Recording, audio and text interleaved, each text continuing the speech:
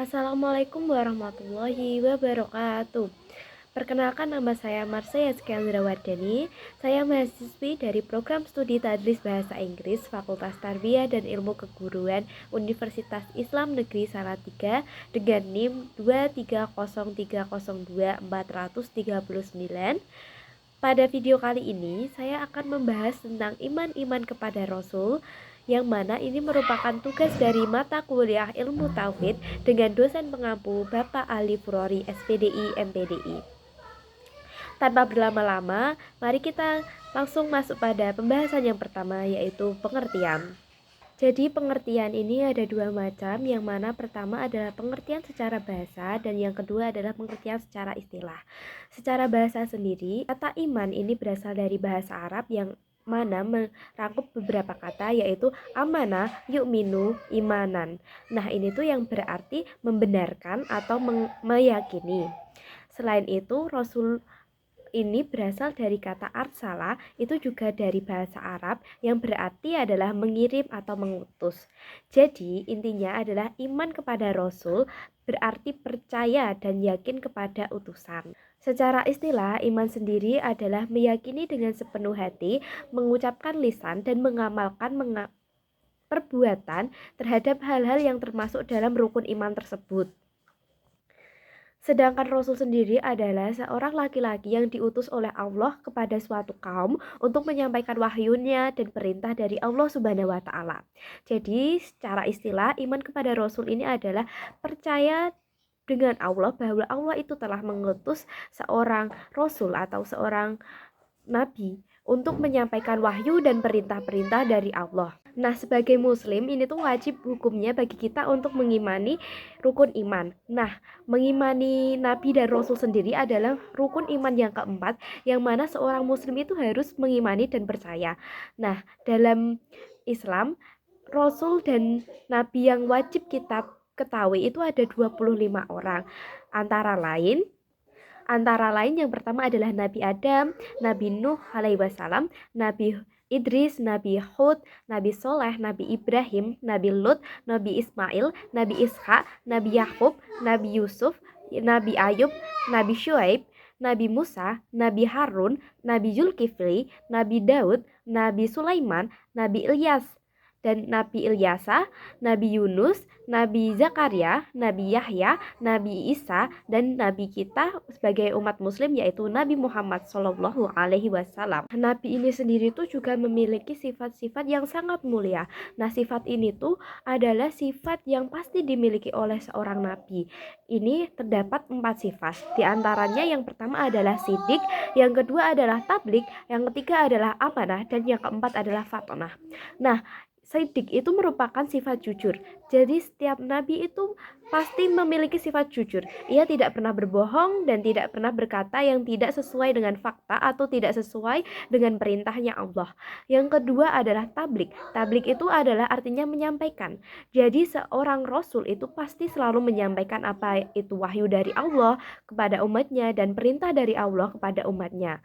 Selanjutnya adalah amanah. Nah, amanah itu dapat dipercaya. Jadi wahyu-wahyu yang disampaikan oleh Nabi atau perintah-perintah yang disampaikan oleh Nabi itu tuh dapat dipercaya dan itu tuh dapat dibenarkan adanya. Selanjutnya adalah fatonah. Nah, fatonah ini cerdas. Jadi tuh Nabi itu bukan hanya dapat menyampaikan wahyu dengan baik, tapi tuh Nabi itu juga memiliki sifat yang cerdas. Nah, berkebalikan dengan sifat wajib yang selalu dimiliki oleh Rasul, ini tuh sifat buruk yang ini tidak mungkin dimiliki dalam diri Rasul dan Nabi, yaitu yang pertama adalah kizib, kitman, khianat, dan baladah. Nah, kizib itu adalah perilaku dusta dan kitman itu adalah perilaku menyembunyikan. Jadi seorang rasul itu tidak mungkin menyembunyikan wahyu dari Allah Subhanahu wa taala untuk umatnya. Yang selanjutnya adalah khianat. Seorang rasul itu tidak mungkin berperilaku yang khianat, berkata yang tidak benar seperti itu. Selanjutnya adalah baladah. Baladah ini kebalikan dari fatonah, yang artinya adalah baladah itu adalah bodoh seperti itu. Jadi seorang nabi itu tidak memiliki sifat baladah ini. Selanjutnya adalah sifat-sifat jais Rasul. Nah, sifat jais Rasul ini tuh sebenarnya Rasul ini tuh sama seperti kita. Rasul itu juga manusia biasa, namun ia memiliki kemuliaan dari Allah dan ia memiliki tugas yang menyampaikan wahyunya kepada umatnya dari Allah. Nah, sifat jais ini tuh dapat berupa seperti lapar, sedih, senang, ngantuk dan sebagainya. Karena pada dasarnya Nabi dan Rasul ini sama seperti kita, yaitu sama-sama manusia, namun dimuliakan oleh Allah. Sifat jaiz ini adalah sifat-sifat kemanusiaan yang dimiliki oleh Rasul.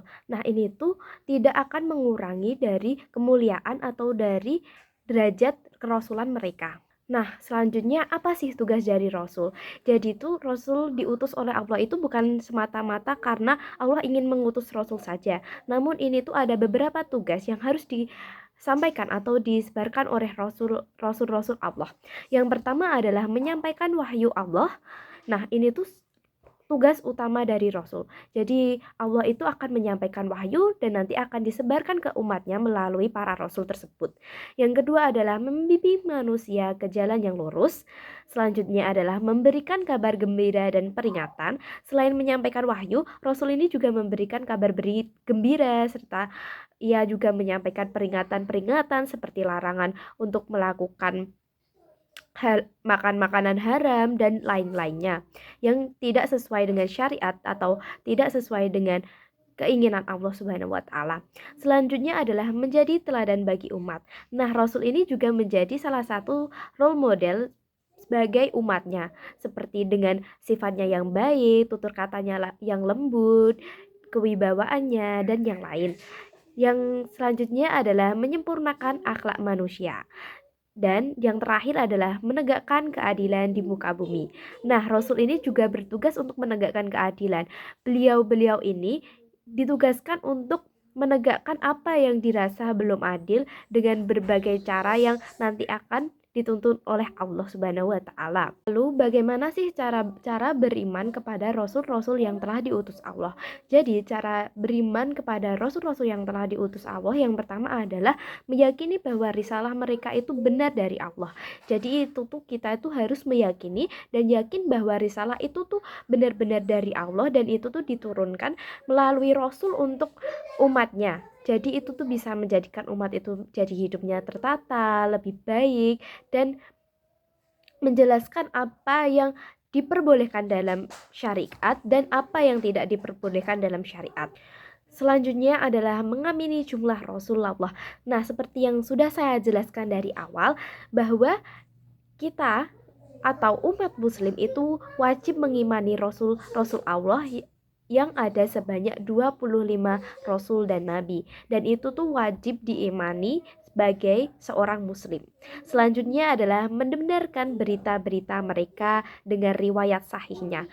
Jadi kita harus percaya bahwa Rasul datang itu dengan syariat-syariat yang baru dengan berserta dalil-dalil sahihnya. Kita tuh harus percaya akan hal tersebut. Nah, selanjutnya adalah mengamalkan syariat dari mereka yang diutus kepada kita. Nah, selanjutnya adalah hikmah beriman kepada Rasul. Nah, jadi dengan mengimani Rasul, kita tuh mendapatkan dampak baik atau hikmah-hikmah dari mengimani Rasul itu sendiri. Yang pertama adalah makin sempurna imannya. Jadi, ketika kita mengimani seorang Rasul, kita itu dapat memperkokoh atau memperkuat iman pada diri kita sendiri. Selanjutnya adalah terdorong untuk menjadikannya contoh dalam hidup. Dengan sifat-sifatnya yang dermawan, lalu dengan tutur katanya yang lembut, baik, dan segala perilaku dari Rasul yang sangat mulia itu menjadikan kita termotivasi dan ingin menerapkannya dalam kehidupan sehari-hari. Dan yang ketiga adalah merasakan damai dan tentram dalam hidup. Yang keempat adalah mendapatkan kebahagiaan dan keberkahan di dunia akhirat. Jadi dengan mengimani Rasul ini kita tuh tidak hanya mendapatkan kebahagiaan di akhirat juga, namun itu tuh kita dapat mendapatkan kebahagiaan dan keberkahan di dalam dunia kita sendiri. Lalu lebih dekat dengan Allah. Dengan mengimani Rasul, niscaya kita akan lebih dekat dengan Allah karena kita akan menjadikan diri kita semakin termotivasi untuk melakukan ibadah dan melakukan kebaikan-kebaikan sebagaimana yang telah dicontohkan kepada Rasul. Jadi sekian pemaparan materi dari saya.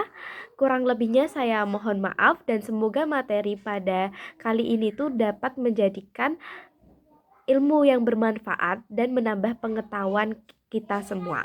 Sekian dari saya. Wassalamualaikum warahmatullahi wabarakatuh.